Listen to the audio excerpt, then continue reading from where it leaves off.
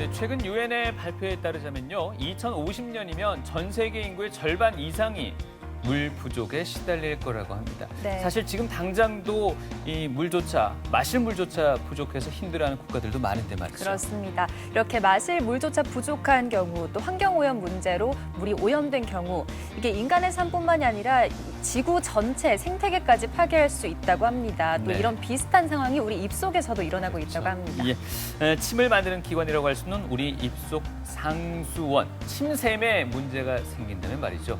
오늘 TV 메디컬 약손에서는 입안의 생태계를 파괴하는 침샘 질환의 그 원인과 치료 방법에 대해서 알아보도록 하겠습니다. 우리 몸속의 기관들은 지금도 각자의 위치에서 그저 맡은 바 역할을 매일매일 부지런히 수행하고 있다. 침샘도 마찬가지. 하루에 1리터가량 침을 묵묵히 분비한다. 하지만 의식 밖에 있으면 중요성에 대한 인식도 희미해지는 법. 침샘 건강에 대해 생각해 본 사람은 많지 않을 것이다.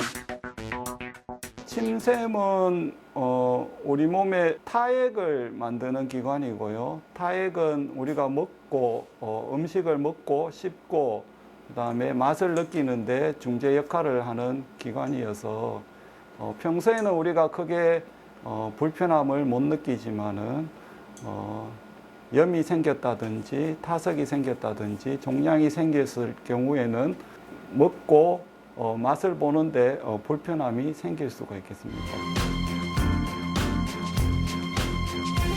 소리 없이 찾아와 조금씩 커져가는 침샘 질환. 침샘을 자극하는 그 원인을 이비인후과 김정규 교수와 함께 알아본다. 네, 오늘 도움 말씀 주실 분은요, 이비인후과 김정규 교수님과 함께하겠습니다. 반갑습니다. 안녕하십니까? 예. 반갑습니다. 교수님도 뭐 지금은 물론 마스크를 벗고 계십니다만 진료 내내 마스크를 착용하고 계실 거 아닙니까? 그렇죠? 진료 중에는 마스크를 써야 됩니다. 예. 아무래도 마스크를 오랫동안 쓰고 있다 보니까 입안이 마를 수밖에 없어요. 바짝바짝 마른다고. 네. 그러다 보면 또 입속에 냄새도 많이 날 수밖에 없고요. 이런 시기에 이 구강이 건조해지는 걸 좀 예방할 수 있는 좀 좋은 방법은 없겠습니까? 예, 물을 조금씩 마시면 좋겠지만 예. 마스크를 쓰고 있으니까 그렇죠. 물을 마시기도 어렵고 그래서 침은 아무래도 우리가 음식을 먹을 때 분비가 많아집니다. 그래서 껌을 씹는다든지 아니면 껌을 씹지 않더라도 입을 이렇게 움직이면은 저작하는 것과 유사한 효과가 생겨서 침 분비가 자극이 되니까 아무래도 구강건조증을 예방할 수가 있겠습니다. 예. 그리고 한 가지 추가로 말씀드릴 것은 본인이 혹시 입마름증을 유발하는 약을 먹고 있는지 있지는 않는지 한번 확인해 보시고 꼭 필요한 약이 아니라면 과감히 끊어보는 것도 입마름을 예방할 수 있는 방법이라고 하겠습니다. 네, 마스크로 건조해지는 요즘 더 필요한 팁이었던 것 같습니다. 네. 또 맛있는 음식 보면요, 일단 입속에서 침이 한번 돌잖아요. 그렇죠. 이럴 때 침샘이 폭발한다는 말을 하곤 하는데 네. 이렇게 침을 돌게 하는 침샘이 우리 입속에 어디에 위치하는지가 궁금합니다. 예, 침샘이 보통은 입안에 있다고 생각을 하시는데 그렇죠. 예, 사실은 침샘이 입안에 있는 것은 아니고요. 네. 주타액선이 얼굴과 목의 한쪽에 3개씩 모두 6개가 있습니다. 그림을 보시면은 예. 귀 밑에 있는 귀밑샘 또는 이하선이라고 하고요. 턱 밑에 있는 턱밑샘이 있습니다. 악하선이라고도 합니다. 그리고 혀 밑에는 혀밑샘 이렇게 3개의 침샘이 양쪽에 있어서 모두 6개의 주타액선이 있습니다. 그리고 이 침샘 실질에서 만들어진 타액, 침이 침샘관을 통해서 입안으로 분비되게 되겠습니다. 그래서 김미샘의 침샘은 쪽 어금니 맞은편에 침샘관의 계구부가 있고요. 그다음에 악하선과 설하선의 침샘관의 계구부는 설소대 양측에 있어서 이 침샘관을 통해서 침이 분비되게 되어 있습니다. 네. 일단 뭐 간단하게 듣기로는 귀 밑, 그다음에 턱 밑에 예. 그리고 혀 밑에 한 3군데 정도로 말씀이 되신 것 예, 같아요. 맞습니다. 그 외에도 작은 침샘들은 물론 또 많이 분포돼 있겠죠. 예, 맞습니다. 예. 입안, 그러니까 입술, 그다음에 입천장, 그다음에 볼점막, 그리고 인두 뒤쪽에도 약 1000여 개의 작은 타액선이 산재하고 있습니다. 그래서 이것을 주타액선과 비교돼서 소타액선이라고 하고요. 이 소타액선에서는 주로 점액 성분을 포함한 타액이 분비되어서 우리가 느끼기에 입안이 좀 촉촉한 느낌을 주는 그런 타액을 주로 분비하고 있습니다. 예. 네. 그러니까 우리 입속이 항상 촉촉하게 유지해줄 수 있는 건 침샘의 덕분이라고 하시는 것 같은데 네. 자, 침은 하루에 얼마만큼 분비되는지도 궁금하고 또 타액 분비 외에도 다른 역할도 하는 게 있는지 궁금한데요. 예, 침은 하루에 한 1리터에서 1.5리터 정도 분비되고 있습니다. 네. 음식을 먹는 동안에 제일 많이 분비가 되고요. 잠을 주무실 때나 이렇게 분비 자극이 없을 때는 분비가 낮아집니다. 그래서 네. 주로 이제 환자분들이 밤에 입이 많이 마른다 이렇게 말씀하시는 분들이 많고요. 네. 그거는 이제 생리적으로 당연한 얘기가 되겠습니다. 침은 100% 물이 아니고요. 물론 이제 대부분이 물로 이루어져 있습니다. 하지만은 전해질, 칼슘, 인 같은 무기물과 단백질, 소화효소, 면역글로불린 같은 유기물도 포함을 하고 있습니다. 그래서 이러한 침이 당연히 이제 우리가 음식을 씹을 때 윤활 작용을 해서 이제 저작 기능을 도와주고요. 그다음에 소화 효소를 포함하고 있습니다. 그래서 음식을 씹기 시작할 때 벌써 소화를 어느 정도 시작하게 하는 역할을 하고 있습니다. 그리고 우리가 맛을 느끼는 성분을 혀에 있는 감각기관에 전달해 주는 역할을 침이 하고 있습니다. 그 외에 면역글로불린 같은 것들이 있어서 입안을 보호하고 혈액 응고와 상처 치유의 역할도 담당하고 있습니다. 뭐 근거가 있을지 모르겠습니다만은 사실 이제 모기 같은 거 물렸을 때도 침을 발라주곤 합니다. 네. 이건 상처 치유의 기능이라고 해석하기는 어떨까요? 예, 우리가 민간요법으로 이렇게 이제 그렇게 하기도 하는데 예. 사실은 이 침이 약한 알칼리라서 이제 모기 불린 부분에 바르면은 좀 시원하게 느낄 수는 있지만은 입안에는 소량의 면역글로불린보다는 다량의 그 세균들이 있습니다. 그래서 예. 오히려 2차 감염의 우려도 있고 네. 이게 위생적으로 그렇게 깨끗한 방법이 아니어서 별로 추천하는 방법은 아니고요. 약을 이제 네. 바르든지 하는 것이 더 현명한 방법이라고 하겠습니다. 알겠습니다. 네, 알겠습니다. 자, 이제 침샘 질환 조금 더 본격적인 이야기로 나아가 보겠습니다. 네. 자, 침샘에 문제가 생겼을 때 주로 어떤 증상이 나타나는지 또 어떤 원인에서 이런 증상이 나타나게 되는지 설명 부탁드립니다. 예. 침샘이 붙는 원인은 여러 가지가 있을 수 있는데 그중에서 가장 대표적인 것이 타석입니다. 타석하면은 좀 생소하게 느끼실 수도 있는데 침샘에 생기는 돌이라고 생각하겠습니다. 콩팥이나 저기 담낭에도 돌이 생기듯이 침샘에도 돌이 생기고 침샘이 붙는 원인 중에 약 한 과반수 정도가 이 타석입니다. 두 번째로 침샘이 붙는 원인으로는 침샘 종양을 들 수가 있겠습니다. 그 외에도 침샘에 감염이 생겼을 경우 그리고 갑상선암 수술 후에 동위원소 치료를 하게 되는데요.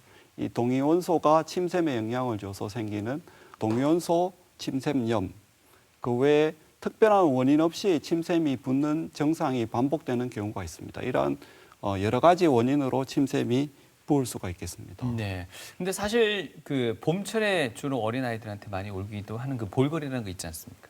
주로 이제 위치상으로 보면은 왠지 침샘이 부은 것과 비슷한 형태를 나타내는데 그것과는 어떻게 설명할 수 있겠습니까? 예, 맞습니다. 볼거리는 유행성 이하선염이라고 하고 예.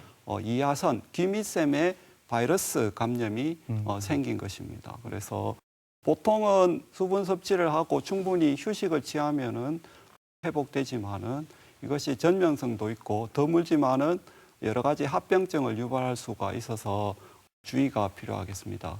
물론 이 볼거리가 반드시 귀밑샘, 이하선에만 생기는 것은 아니고 드물게는 턱밑샘에도 생길 수가 있겠습니다. 네, 알겠습니다. 자, 오늘 이 시간에는요, 타석증과 침샘 종양에 대해서 조금 더 중점적으로 알아볼 텐데요. 먼저 네. 침샘에 돌이 생기는 질환, 타석증부터 하나씩 짚어보겠습니다. 예, 타석이 왜 생기는지 이제 궁금하게 생각해서 질문하시는 분들이 많습니다. 네, 네. 그래서 저희들이 생각하고 있는 원인으로는 타액이 원활히 배출되지 않은 정체가 있을 경우에 타석이 생길 수가 있고 침이 분비되는 관에 염증이나 손상이 있을 경우에 타석이 생길 수도 있습니다. 침에 포함된 칼슘염 이런 것들이 침착이 되어서 이런 것들이 뭉쳐서 타석이 생긴다고 생각을 할 수가 있는데 예. 그러면 다른 사람한테는 생기지 않고 내한테 왜 생겼을까? 사실은 그 원인은 잘 모릅니다. 따로 위험군이 있는 건 아닌지요? 예, 특별한 위험군이 있지는 않고요. 이 다양한 연령군에서 남녀 비율도 비슷하고 예, 그렇습니다. 네. 타석은 그런데 주로 이제 악하선, 턱밑샘에서 많이 생깁니다. 거의 대부분의 타석은 악하선에서 생기게 되고 드물게는 이하선, 기밑샘에도 타석이 생깁니다. 설하선이나 소타액선에 생기는 타석은 매우 드물다고 하겠습니다.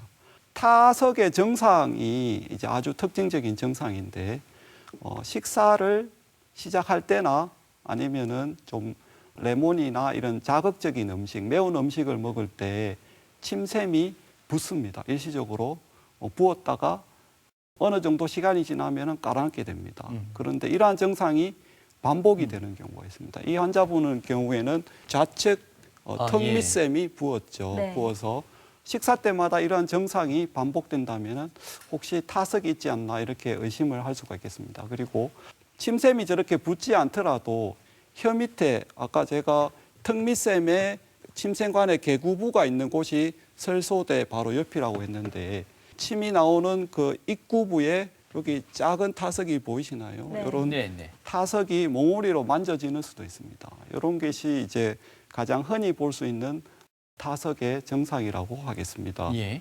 그런데 간혹은 이게 이제 침샘이 식사 때 부었다가 가라앉지 않고 오랫동안 지속이 되는 수가 있고 감염을 동반하는 수가 있습니다. 그래서 급성 감염을 동반한 타석일 경우에는 지금 혀 밑부분이 빨갛게 많이 부었습니다. 부었고 노랗게 지금 고름까지 형성을 해서 이럴 경우에는 환자분이 느끼는 통증이 굉장히 심합니다. 가만히 있어도 아프고 예. 음식을 먹을 수도 없고 네. 그래서 이러한 급성 감염이 생기기 전에 이렇게 이제 치료를 하는 것이 좋겠습니다. 네. 일반적인 어떤 염증이 발생한 것과 방금 설명해 주신 타석과는 분명 차이가 있을 것 같습니다. 환자들이 느끼기에도요. 그러나 외형상으로 봤을 때는 혀 밑에는 좀 이렇게 보이기 때문에 뭔가의 차이점을 구분할 수 있지만 귀 밑이나 턱 밑은 보이지 않기 때문에 자칫 그 차이를 못 느낄 수도 있을 것 같은데 그건 어떻습니까? 사실은 턱 밑이나 귀 밑 부분이 붓습니다. 그래서 네네. 식사하다가 여기가 왜 이렇게 붓지? 이렇게 이제 환자분이 느끼는데 그 시간이 짧기 때문에 괜찮네 그러면서 이제 이렇게 지나가는 수가 있고요. 예. 근데 병원에 오시게 되는 경우는 약간의 염증을 동반하면은 이러한 붓는 시간이 오랫동안 지속이 됩니다. 한 하루 이틀 지속되면은 이제 불안해서 병원에 오게 되고요. 그래서 이제 한 3일 전부터 침샘이 부었다 이렇게 오시고 근데 제가 여쭤봅니다. 예전에 밥 먹을 때 이렇게 한 번씩 침샘이 붓지 않았나요? 물으면은 아 맞아요. 생각해 보니까 한 번씩 부었어요. 이렇게 네. 이제 말씀하시는 분들이 많습니다. 예. 예. 어떻습니까? 이 타석증 진단과 치료 방법에 대해서 조금 더 구체적으로 살펴봐야 될 것 같습니다. 예. 이러한 타석이 의심되는 증상을 가지고 이제 환자분들이 병원에 오시게 되면은 의사들이 이제 제일 먼저 이제 타석을 만져봅니다. 진단 및 치료 계획을 세우기 위해서 타석을 촉진을 하게 되고요. 그다음에 일차적으로 하는 검사는 초음파 검사입니다. 초음파 검사는 외래 진찰실에서 손쉽게 할 수가 있고 그림과 같이 타석이 하얗게 이렇게 보입니다. 그리고 네. 여기에 늘어난 침샘관을 확인을 할 수가 있습니다. 보통은 침샘관이 이렇게 보이지는 않는데 타석이 있으면서 침샘관이 늘어나 있을 경우에 이쪽도 이제 침샘관이 늘어나 있죠. 그러면은 타석을 저희들이 진단을 할 수가 있겠습니다. 그런데 이제 아주 작은 타석이나 이런 경우에는 초음파로 이제 확인이 안 되는 경우가 있고요. 이럴 경우에 CT를 찍게 되고 특히 여러 개의 타석이 있을 경우에 보다 객관적으로 타석을 평가할 수가 있겠습니다. 지금부터는 타석의 치료에 대해서 말씀드리도록 하겠습니다. 네. 주로 타석은 턱 밑샘에서 생긴다고 했는데요. 거의 80%가 예. 이제 턱 밑샘에서 생기고 이렇게 하면은 볼록하게 양쪽에 만져지는 것이 턱 밑샘입니다. 예. 요 턱 밑샘을 이제 제거를 한 앞쪽에 있는 타석은 이제 전통적으로 입안으로 제거를 하지만은 예. 뒤쪽에 있는 타석은 그림과 같이 침샘 전체를 제거하는 수술을 했었습니다. 여기 보이는 부분이 이제 침샘 실질이고요. 네. 침샘 실질에서 침샘관이 연결되면 되는 곳에 이제 타석이 있어서 침샘 전체를 절제한 것이죠. 이런 수술하기 위해서는 목에 절개를 가해야 되고 여러 가지 위험성이 따르게 됩니다. 출혈이나 신경 손상의 위험성이 있고 무엇보다도 침샘 전체를 제거를 하게 돼서 침샘 기능을 영구히 소실하게 됩니다. 그래서 요즘은 더 이상 이런 치료는 하지 않고요. 입안 뒤쪽에 작은 절개를 해서 그림같이 타석만 제거하는 치료를 하게 됩니다. 그래서 아까도 말씀드렸지만은 만져지는 타석은 아주 성공률이 높습니다. 이렇게 잘 제거를 할 수가 있고 네.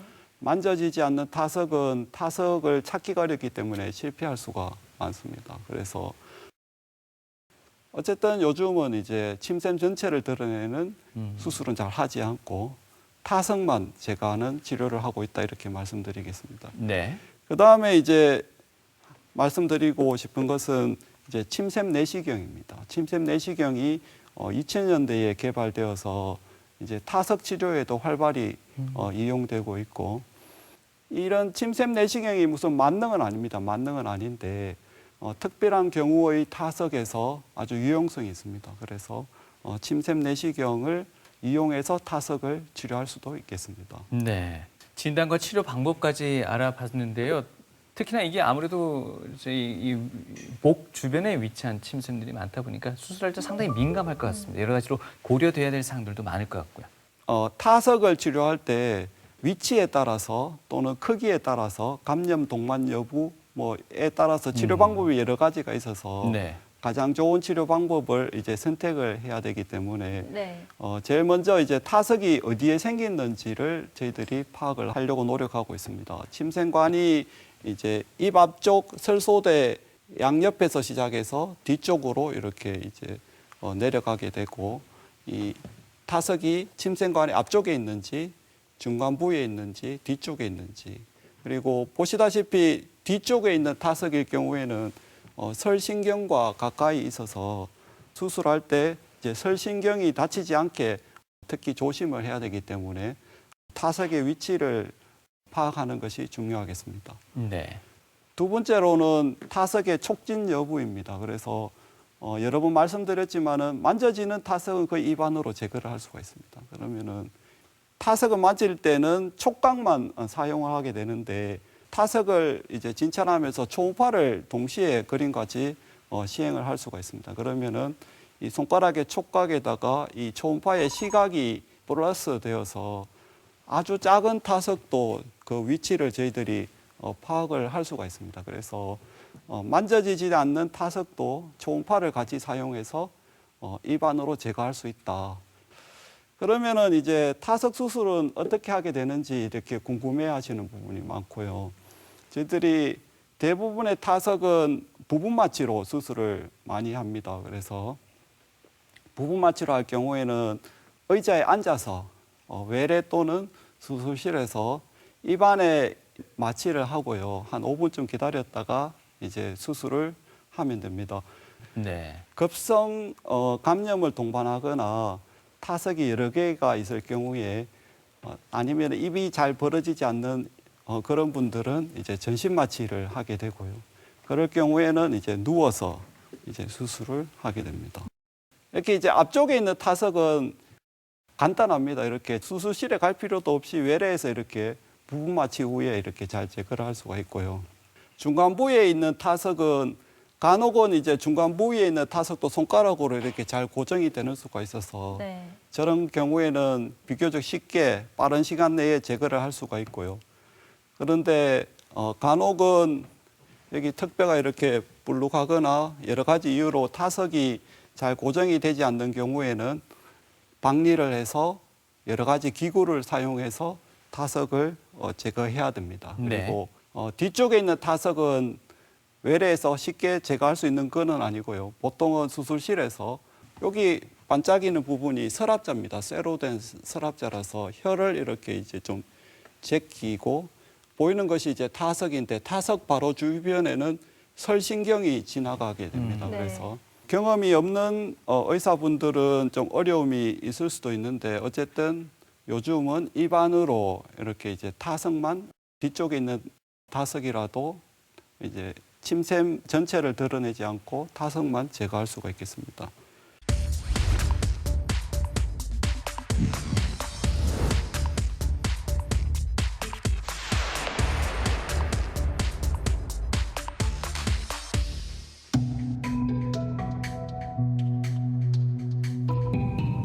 최근 선영 씨에겐 고민거리가 하나 생겼다. 언젠가부터 오른쪽 볼이 자꾸 붓고 아프기 시작한 것이다. 볼이 항상 오른쪽 볼이 왜 항상 부어 있나 이렇게 볼거리 하는 것처럼 이렇게 음식물 먹고 난 뒤에 아니면 조금 피곤하고 이러면 여기가 딱딱해지고 좀 마비 증세도 조금 진통제 먹고 이제 가라앉고 이렇게 그렇게 진행됐는데 자꾸 이제 목에 약간 이물감처럼 약간 그런 것 때문에 이제 병원 방문해서 이렇게 초음파를 보니까 이제 흔치 않는 타석이 돌이 있다고 해서 그렇게 봤어요. 침샘의 타석이라는 생소한 진단. 입속 침샘들 중 가장 큰 이하선이 문제였는데 이하선, 그러니까 귀 밑에 있는 침샘에 타석, 돌이 생겼습니다. 그래서 돌이 침이 나오는 길을 막아서 식사할 때마다 침샘이 붓는 증상이 있어서 선영 씨는 타석 제거 수술을 위해 어제부터 입원 중인 상태. 수술을 앞두고 벌써부터 이런저런 걱정들이 많다. 다시 또 생길 수도 있다고 해서 이렇게 이제 사후 관리를 어떻게 해야 될지 이제 그게 조금 잠시 후 전신 마취를 진행한 뒤 본격적으로 시작되는 수술. 우선 타석의 크기와 위치를 확인하는 것이 첫 번째 관건. 이를 위해 침샘 내시경을 삽입한다. 타석의 치료는 과거에는 침샘 전체를 드러내는 수술을 했지만은 요즘은 타석만 제거하는 수술을 하고 있고요. 저희는 이제 침샘 내시경이 있어서 입안으로 1차적으로 침샘 내시경적으로 타석 제거를 시도하고 침샘 내시경이 타석까지 도달하지 않거나 도달하더라도 침샘관 내에서 꽉 끼어 있어서 제거가 불가능할 경우에는 얼굴로 이렇게 접근해서 타석을 제거할 계획을 하고 있습니다. 확인 결과 내시경만으로는 타석 제거가 어려운 상황. 김정규 교수는 초음파로 타석의 위치를 파악한다. 이어지는 절개술. 얼마 안가 타석이 모습을 드러낸다. 그렇게 수술이 마무리되고 몇 시간 뒤 이제는 마취의 여파에서 완전히 벗어난 선영 씨. 조금 더 휴식을 취한 후 곧 퇴원할 예정이다. 마취 깰 적에 통증이 조금 있었는데요. 지금은 그냥 마취 깨고 4시간 후에 음료나 뭐 음식물 섭취 가능하돼서 먹었는데 아무렇지도 않고 편하고 좋습니다. 그렇게 일주일의 시간이 지나고 퇴원했던 선영 씨가 다시 병원을 방문했다. 많이 아팠었습니까? 약간 통증이 한 3일 정도까지. 3일 정도? 네. 지금은 좀 덜 하세요? 네. 아직 약간의 통증은 있지만 수술 부위는 순조롭게 회복 중인 것으로 보인다. 수술하고 안에 내시경으로 한번 확인해 봤었는데 안에 깨끗하게 좋고 오늘 아마 차차로 좋아지실 것 같아요. 예.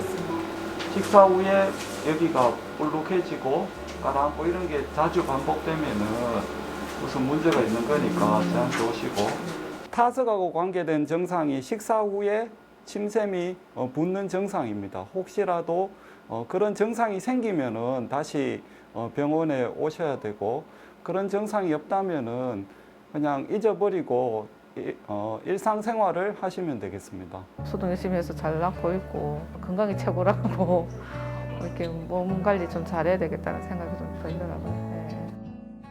귀미쌤, 이하선 타석 제거 치료받은 환자 사례 만나봤는데요. 네. 이게 치료가 잘 되더라도 혹시 또 재발할 수 있는 가능성도 있는 건가요? 예, 재발할 수 있습니다. 저희들이 얼마 전에 타석 치료 후에 재발을 얼마나 하는지 데이터를 내본 적이 있는데요. 네. 한 10% 정도의 재발이 있고, 남아있는 타석 때문에 재발하는 수도 있고요. 새로 이제 타석이 재발하는 수가 있습니다. 남아있는 타석 때문에 증상이 생기는 것은 평균적으로 한 15개월쯤 걸리고, 새로 타석이 생기는 데까지는 한 4년 정도. 대부분은 이제 타석을 제거하고 나면은 특별한 문제 없이 완치되는 경우가 많습니다. 예. 앞서 사진에도 잠시 보였던 것 같습니다. 이 침샘에도 내시경이 이제 활용돼서 질환을 치료한다고 들었는데 네. 이 내시경이 도입되면서 여러모로 참 많은 장점들이 생기셨겠습니다. 침샘이 붓는 원인 중에 흔한 것이 타석인데, 예. 타석 없이도 이제 침샘이 붓는 경우가 많습니다. 그런데 CT나 초음파 여러 가지 검사에서도 붓는 원인이 확인되지 않는 경우가 있었는데, 침샘 내시경은 침샘관 안으로 침샘 내시경을 넣어서 그 안쪽을 직접 볼 수가 있어서 예전에는 진단하지 못했던 침샘관 협착이나 뭐 점액 등이 아니면은 염증 소견들을 저희들이 진단할 수 있게 되었습니다. 이 침샘 내시경을 활용한 사례가 몇 가지 있다고 알고 있는데 보면서 한번 설명해 주세요. 예. 네. 이분은 중간 부위에 작은 타석이 위치를 하고 있습니다. 초음파 CT에서 확인이 되었고요. 저희들이 제일 먼저 시도하는 것은 아까처럼 손가락으로 타석을 이렇게 고정시켜 봅니다. 그렇게 타석이 잘 고정이 되면은 그냥 침샘 내시경이 필요가 없습니다. 그렇게 쉽게 이제 제거를 할 수가 있는데, 이분은 손가락으로 이렇게 타석을 아무리 이렇게 고정시켜 봐도 되지가 않습니다. 그리고 이 설화선과 타석이 구분되지 않는 수가 있습니다. 그래서 네.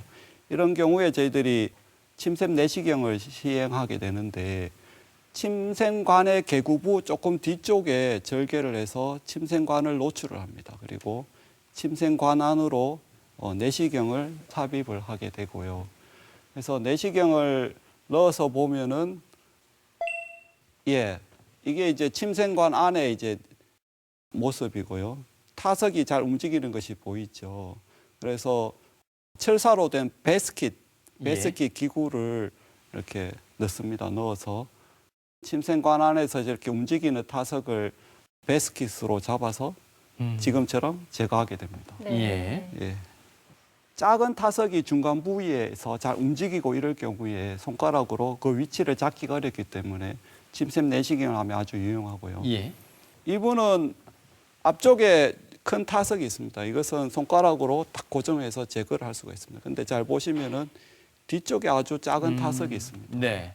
그래서 과거에는 이 타석만 이제 제거를 했는데, 이렇게 잔존 타석이 있으면은 침샘 재발이 높습니다. 그래서 보이는 타석은 모두 제거하는 것이 중요하고, 이럴 경우에 이제 침샘 내시경이 아주 유용하겠습니다. 앞쪽에서 큰 타석을 제거한 자리로 침샘 내시경을 삽입해서 뒤쪽에 있는 작은 타석도 이렇게 완벽히 제거할 수가 있겠습니다. 예. 이 침샘 타석에 대해서 말씀해 주시는데 흔히 저희가 이렇게 보거나 접할 수 있는 장면들이 아니다 보니까 네. 상당히 좀 생소하게 느껴집니다. 계속해서 귀밑샘의 어떤 타석의 치료에 대해서도 좀 설명 이어주실까요? 귀밑샘 타석은 사실은 그렇게 흔치 않아서 귀밑샘 타석의 치료 경험이 있는 분들이 많지는 않습니다. 그런데 귀밑샘 타석도 앞쪽은 입안으로 이렇게 제거를 할 수가 있습니다. 어딘지 정확하게 예. 여기가 볼 점막이고요. 볼 점막의 위쪽 어금니 맞은편에 귀밑샘 관이 나온다고 했죠. 여기 이제 귀밑샘 관으로 이제 침이 나오는 위치입니다. 근데 이제 귀밑샘 개구부 근처에 타석이 생겼을 경우에 입안으로 절개를 해서 타석을 제거할 수가 있겠습니다. 예. 어쨌든 앞쪽에 있는 타석은 입 안으로 치료를 할 수 있다 이렇게 말씀드리고 싶은데 지금 이제 CT에는 앞쪽이라면 이 근처에 있는 타석이고요. 지금은 볼 쪽에 작은 타석이 보입니다. 이럴 경우에는 입 안으로는 저기까지 도달하지가 않고 예. 그다음에 이 타석이 아주 작기 때문에 바깥으로 접근해서 찾기도 어렵습니다. 초음파에서도 보시면 여기에 늘어난 침생관이 보이고 이 앞쪽에 아주 작은 타석이 확인이 됩니다. 이럴 경우에 이제 침샘 내시경이 아주 유용합니다. 그래서 침생관 안쪽으로 이렇게 이제 내시경을 삽입하고 내시경으로 그림과 같이 철사로 된 베스킷을 사용해서 아까 말씀드린 방법으로 타석을 잡아서 제거를 할 수가 있겠습니다. 그래서 중간부에 있는 아주 작은 타석이 침샘 내시경이 아주 유용한 경우가 되겠고요. 그런데 이제 타석이 좀 더 뒤쪽에 있을 경우에는 침샘 내시경이 도달하지 않을 수가 있습니다. 이럴 경우는 할 수 없이 얼굴 쪽으로 절개를 하게 되고요. 절개 위치를 잡기 위해서 저희들이 이제 초음파를 사용해서 타석이 있는 정확한 위치를 저희들이 이렇게 표시를 하고 그 부분에 한 1.5cm쯤 저희들이 절개를 합니다. 그래서 물론 이때 안면신경이나 이런 것들을 잘 확인을 하고 침생관 안에 있는 타석을 제거를 합니다. 물론 이제 이렇게 수술을 하게 되면 얼굴에 이제 상처가 나는 것이 이제 좀 단점이긴 한데요. 사람에 따라서는 수술 후 시간이 지나면은 거의 표시가 나지 않습니다. 네. 네. 상당히 그 화면으로 보기에도 좀 상당히 좀 힘들어 보이고 위험성은 없을까 하는 생각도 드는데요. 이런 그 타석을 제거하지 않으면은 그만큼 통증이 크게 느껴집니까? 붓는 증상이 반복되다가 이것이 급성 감염을 동반하게 되면은 아까도 말씀드렸지만은 심한 통증이 있고 예. 이런 것들이 이 염증이 이제 목으로 이래 전파될 수도 있어서 되게 고생을 하게 됩니다. 아. 그래서 식사 때마다 침샘이 붓는 증상이 이렇게 자주 반복된다 이러면은 혹시 타석을 의심을 하시고 진찰을 받아보시는 것이 좋겠습니다. 예. 네. 자, 타석증의 치료 방법까지 자세하게 알아봤고요. 이번에는 침샘 종양에 대해서 알아보겠습니다. 말 그대로 침샘에 생기는 종양이라고 이해를 하면 될까요? 침샘에 생기는 혹이죠. 네. 침샘에 생기는 혹이고 이러한 것들이 왜 생기는지 여러 가지 원인이 있는데 음주, 흡연, 바이러스, 그다음에 유전적인 것도 관계가 되고요. 요즘 핸드폰을 많이 사용해서 전자파 이런 것도 원인이 된다 이렇게 되어 있고 하지만은 타석하고 비슷하게 그러면 내한테 생긴 이 혹이 왜 생겼을까를 정확하게 알기는 어렵습니다. 여러 가지 원인으로 인해서 침샘의 종양, 침샘의 혹이 생길 수가 있는데 가장 흔한 증상은 몽골입니다. 침샘 부위가 볼록하게 부어서 만지면은 아프지 않는 통증은 없는데 이렇게 덩이가 이렇게 귀 밑에 또는 턱 밑에 만져지는 것입니다. 그래서 오른쪽 사진상은 저희가 흔히 왜 편도선이 좀 부었다라고 할 때 나타나는 외관상의 증상과 비슷해 보이는데요. 편도선하고는 또 좀 다르고요. 편도선은 입 안쪽에 있는 것이고 예. 임파선이 부으면은 사실은 이렇게 보일 수도 있습니다. 하지만은 침샘 주변에 임파선이 부을 수도 있고 침샘이 부을 수도 있는데 저희들이 이제 진찰을 하면은 네. 이렇게 어느 정도 알 수는 있고 물론 이제 추가적인 검사를 하면은 또 명확하게 알 수가 있겠습니다. 예. 그런데 이제 보통은 작은 몽오리가 있어서 뭐가 만져지네 그러면서 이제 이렇게 그다음에 조금 커졌네 뭐 몇 년씩 이렇게 그냥 네네. 두고 보는 경우가 있고요. 한 번씩은 몽오리가 갑자기 커지는 경우가 있습니다. 보통은 감염을 동반했을 경우에 커질 수가 있고요. 그다음에 종양 내 출혈이나 낭종성으로 바뀌었을 경우에 그럴 수도 있습니다. 그리고 침샘 몽오리가 있다가 오랫동안 있다가 이게 악성 변화를 이게 드뭅니다. 드물지만은 암으로 바뀌었을 경우에 이렇게 몽오리가 갑자기 커지는 수가 있겠습니다. 그래서 저희들이 침샘에 혹이 왔을 때 의사들이 가장 이렇게 중앙점을 두고 보는 것이 이것이 암인지 아닌지, 양성인지 악성인지를 구분하려고 저희들이 노력을 하고 있고요. 그래서 보통 몽오리만 있지 않고 안면신경마비, 그러니까 눈이 안 감기거나 입이 돌아가는 이런 안면마비 증상을 동반하거나 혀의 감각이나 혀의 움직임이 마비가 있을 경우에 또는 염증 소견은 없는데 몽골이가 되게 아프다고 하시는 분들이 있습니다. 그리고 크기가 갑자기 커질 경우에 이게 이렇게 만져보면은 잘 움직이는데 움직이지 않고 딱딱하게 고정되어 있을 경우에 저희들이 암을 의심할 수가 있고요. 주변에 피부가 괴사가 있거나 임파선이 목에 있는 임파선이 같이 커져 있을 경우에 이건 혹시 암이 아닐까 이렇게 저희들이 의심을 하게 됩니다. 그래서 침샘이 크게 이제 기미샘, 턱밑샘, 혀밑샘 이렇게 있다고 말씀드렸고 기미샘이 가장 크기 때문에 기미샘에서 몽오리가 가장 많이 생깁니다. 그다음에 턱밑샘이 두 번째로 크기 때문에 턱밑샘 종양이 있고 드물게는 이제 혀밑샘에도 종양이 생깁니다. 근데 재밌는 것은 기미샘에 생기는 몽오리는 대부분이 양성입니다. 네. 암은 아니죠. 그런데 드물지만은 혀밑샘에 생기는 몽오리는 암일 가능성이 좀 더 많은 것으로 되어 있어서 드물지만은 혀밑샘에서 무슨 몽오리가 만져졌다 이러면은 저희들이 좀 보다 좀 조심해서 암에 준해서 이렇게 치료를 하게 되는 경향이 있습니다. 네. 예. 보통 이런 종양이 발생했을 때는 다른 내장 같은 경우에는 조직 검사를 하게 되는데 이것도 마찬가지인지 모르겠습니다. 진단 과정도 좀 설명해 주실까요? 처음에 하게 되는 검사는 물론 초음파 검사입니다. 아까도 이제 질문도 하셨는데 턱 밑부분이 부었을 경우에 침샘이 부었을 수도 있고 임파선이 부었을 수도 있고 그다음에 이제 타석 때문에 침샘 전체가 부었을 수도 있습니다. 그런 것들을 진찰에서도 이제 구분할 수가 있겠지만은 초음파를 해보면은 명확하게 표시가 납니다. 이렇게 네. 침샘 안에 동그랗게 종양을 확인할 수가 있고 이쪽은 이제 겉모습은 비슷하지만 이렇게 타석입니다. 그래서 타석일 경우에는 타석을 제거하는 치료를 하게 되고 침샘 종양일 경우에는 이게 암인지 아닌지가 중요하기 때문에 일 1차적으로 이제 다음에 하는 검사는 이제 세포 검사입니다. 세포 검사는 침샘에 생긴 몽오리에 주사기를 꼽아서 세포를 뽑아서 이것이 이제 암세포가 있나 없나 이런 것들을 이제 수술 전에 이제 판단을 하게 되고요. 그래서 암이든지 아니든지 간에 침샘 종양이 확인을 하게 되면은 치료는 1차적으로 수술입니다. 수술을 해서 이제 기미샘, 턱밑샘이 많아서 절개를 해서 침샘을 가능하면은 주변의 정상 조직을 포함해서 안전하게 제거하는 것이 원칙으로 되어 있습니다. 혹시 수술 후에 후유증이 남을 수도 있을까요? 예.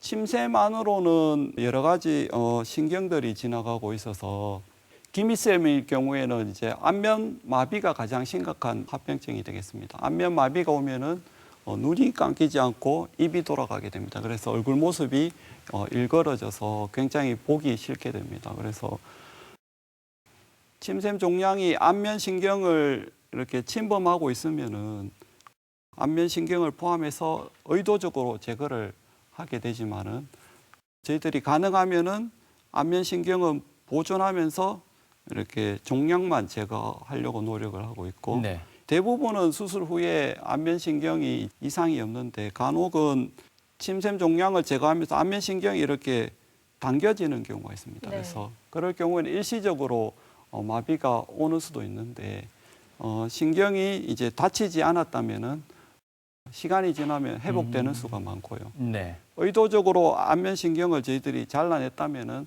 이게 회복되지가 않겠죠.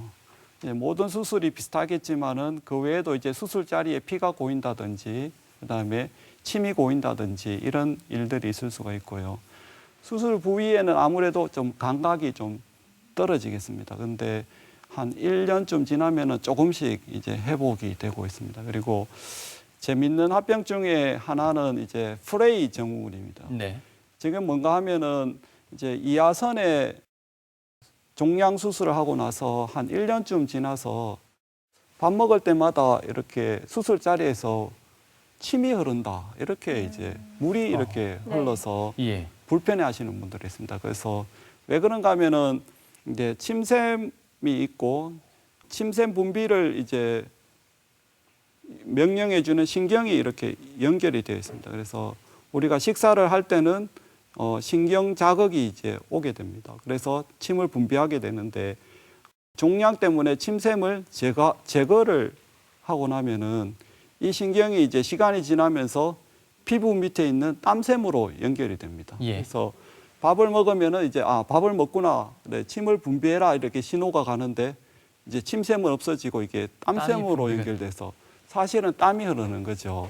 어. 그래서 이렇게 설명해 들으면 이제 예. 환자분들 이해를 하시고 이제 걱정이 없어집니다. 근데 이제 수술한 지 1년 됐는데 왜 이렇게 이렇게 물이 흐르지 이렇게 네. 걱정하시는 분들이 있고요. 네. 그 외에 턱밑샘 수술도 비슷한데 이제 턱밑샘으로 지나가는 신경을 보존하는 것이 아주 중요합니다. 그래서 턱밑샘하고 관계되는 것은 아랫입술로 가는 안면신경이고요. 그래서 아랫입술이 마비가 되지 않도록 저희들이 신경을 쓰고 설신경이 손상이 되면은 겉으로는 표시가 나지 않는데 혀에 감각이 없어져서 예를 들면은 저희들이 밥을 먹으면은 밥알이 느껴지는데 이런 것들이 이제 모래알처럼 느껴질 수도 있습니다. 그래서 환자분들이 굉장히 불편하게 느낄 수 있어서 이런 신경 손상이 생기지 않도록 저희들이 수술하려고 노력을 하고 있습니다. 네.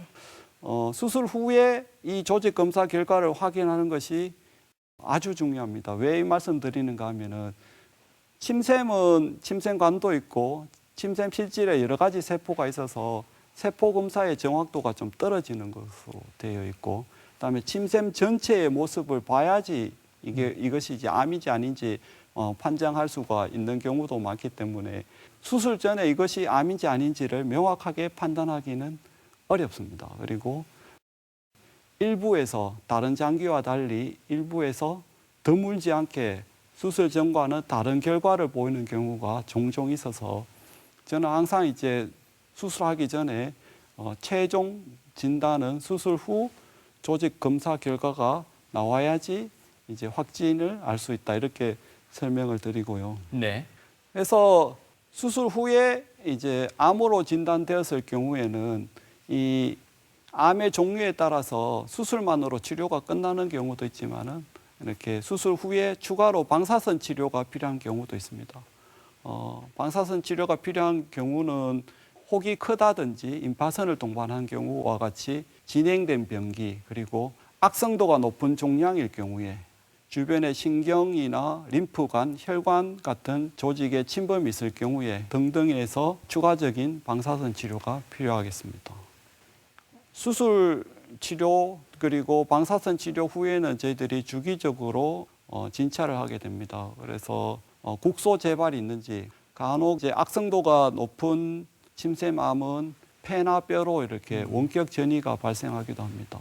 그래서 젊은 나이에도 이런 것들이 생길 수도 있고요. 이런 것들이 빠르게 폐나 뼈로 진행되는 수도 있어서 수술 후에라도 주기적으로 저희들이 암일 경우에는 추적 진찰을 해야 되겠습니다.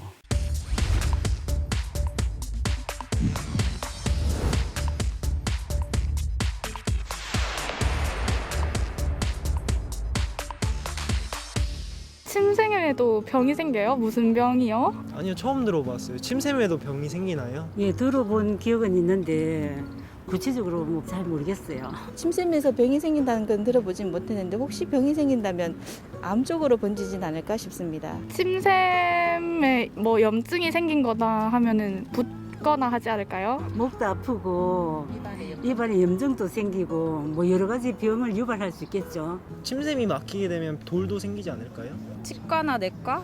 잘 모르겠네요. 이비인후과 가야 되는 걸로 알고 있어요. 침샘하면 치과 아닌가요? 입안에 생기는 건데 이비인후과에서 치료를 한다고요? 앞서 화면에서 짧은 언급도 있었습니다만 침샘 종양이 구강암의 일종이냐 아니냐 이런 얘기도 있었던 것 같습니다. 사실 이 침샘 질환을 이비인후과에서 보는 게 맞을지 아니면 치과에서 보는 게 맞을지 이건 이비인후과에 계신 선생님 앞에서 드릴 질문인지 모르겠습니다만 어떻게 생각하십니까? 예, 침샘암이 구강암에 포함될 수도 있고 되지 않을 수도 있습니다. 예. 주타액선은 구강 밖에 있어서 구강암은 아닙니다. 근데 소타액선 암이나 설화선 암일 경우에는 구강 안쪽에 있어서 예. 구강암에 해당되겠습니다. 예. 구강 그러면은 입술, 그다음에 잇몸, 그다음에 볼점막, 혀 이런 것들을 포함을 하고 있어서 네. 그다음에 잇몸은 이제 치아하고 관계되는 질환은 네. 이제 치과 선생님들이 더 잘 알 수가 있겠지만은 그 외에 이제 볼 점막이나 침샘을 포함해서 구강 안의 구조물들은 이비인후과 선생님들이 보다 전문적으로 진료를 하고 치료를 한다고 생각하고 있습니다. 알겠습니다. 네, 자, 그 밖에 궁금증들 약손 상담실 통해서 풀어보겠습니다. 하나씩 만나보겠습니다. 50대 중반의 여자입니다. 저는 옛날부터 피곤하거나 스트레스를 받으면 턱 밑쪽이 붓고 아픈 증상이 생기곤 하는데요. 아프다가 시간이 지나면 괜찮아져서 심하게 아플 땐 진통제를 먹고 있습니다. 제 증상이 치료를 받아야 하는 침샘 질환인가요? 네. 분명 침샘 질환인 것 같은데 이게 이제 빈도가 문제도 될 것 같고요. 여러분은 어떻게 판단하십니까? 예, 그래서 턱 밑에 있는 구조물 크게는 이제 임파선하고 침샘입니다. 예. 그래서 침샘 질환일 가능성이 있죠. 그런데 보시면은 증상이 피곤하거나 스트레스를 받으면은 이제 붓는다고 했습니다. 침샘 질환일 것 같으면은 먹을 때, 밥 먹을 때 붓는다 내지는 자극적인 음식을 먹을 때 붓는다 이러면은 저희들이 이거는 침샘 질환이다 이렇게 의심할 수가 있는데 예. 이 환자분일 경우에는 침샘 질환보다는 이 턱 밑쪽에 임파선이나 뭐 다른 원인이 있을 가능성을 먼저 생각을 할 수가 있고요. 근데 이제 좀 저희들이 좀 걱정하는 부분은 심하게 아플 정도로 불편하시면은 병원에 오셔야 됩니다. 이것을 그냥 혼자 진통제를 먹고 이렇게 사귀다가는 무슨 다른 원인을 놓칠 수가 있어서 네. 진통제가 필요할 정도로 통증이 심하다 이런 분들은 병원에서 진찰을 받아보시는 것이 좋겠습니다. 살짝 우문인 듯한 느낌도 듭니다. 진통제까지 드시는데 병원을 내방하지는 않으신다라는 것 같은데요. 예. 자, 계속해서 다음 사연 만나보겠습니다. 류마티스 관절염 진단을 받은 60대 여자입니다. 그런데 치료를 받고 난 뒤부터 눈과 입이 건조하고 혓바닥이 갈라지는 증상이 생겼습니다. 자극적인 음식을 먹을 땐 혓바닥이 너무 아픈데요. 왜 이런 증상이 나타나는지 모르겠습니다. 어느 코에서 치료를 받아야 할까요? 하셨네요. 네, 류마티스 관절염 진단도 받으신 분인데 이게 네. 이비인후과에서 치료를 할 수 있는 영역이 맞을까요? 입이 이제 아파서 이비인후과를 많이 내원하시고요. 환자분 같으면은 류마티스 관절염을 이제 류마티스 내과에서 치료받을 수도 있고 아니면은 무슨 정형외과나 다른 과에서 치료받을 수도 있는데 관절염 치료를 받고 난 후부터 증상이 생겼습니다. 그래서 혹시 관절염 치료약 중에서 입마름을 유발하는 약이 있지 않을까 이것을 먼저 한번 확인해 보는 것이 좋겠습니다. 근데 입마름을 유발하는 약이 없었다 그러면은 이제 침샘 질환을 한번 살펴봐야 될 것 같고요. 특히 이제 입마름을 유발하는 침샘 질환 중에서 대표적인 것은 쇼그렌 병이라고 있습니다. 쇼그렌 병은 침샘의 만성 염증을 유발하는 질환이고요.